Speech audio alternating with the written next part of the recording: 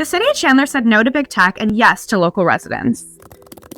Here's the deal. In October, Arizona's former U.S. Senator Kyrsten Sinema spoke in front of the Chandler Planning and Zoning Commission to pressure local lawmakers to approve rezoning for a data center that would take over a 40-acre lot in the South Price Road corridor. She had a pretty bleak warning for them. They can either approve it or the Trump administration would do it anyways. Federal preemption is coming. But she didn't have much to say about its potential environmental impacts. In areas located near data centers, local residents have complained about contaminated water, along with higher utility bills. Data centers use a lot of water and energy to operate, and those costs can usually transfer over to nearby residents. And according to reporting from the Phoenix New Times, the proposed data center would have been approved to use an average of 48,000 gallons of water a day. That's about 17.75 million gallons a year, and that's only for one building. That is a lot of water, and this all comes at a time when the majority of Arizona is already experiencing drought conditions, with most of the state being classified in the severe category. That's why activists quickly got to work to oppose the AI data center, leading to a packed house at the Chandler City Council's December 11th meeting. Audience members held cards that read "No more data centers are energy vampires," and more to encourage the council to reject the data center.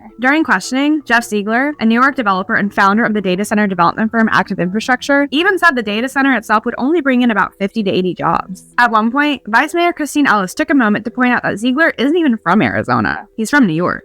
She doesn't even go here.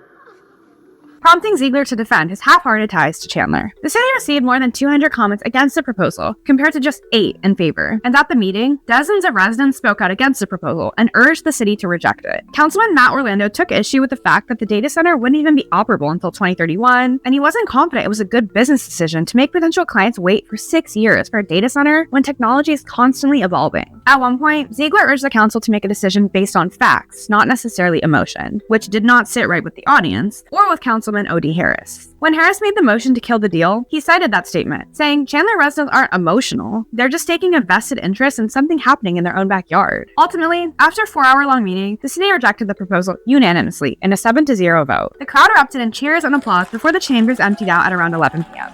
What do you guys think about the city rejecting the proposal? Let us know in the comments.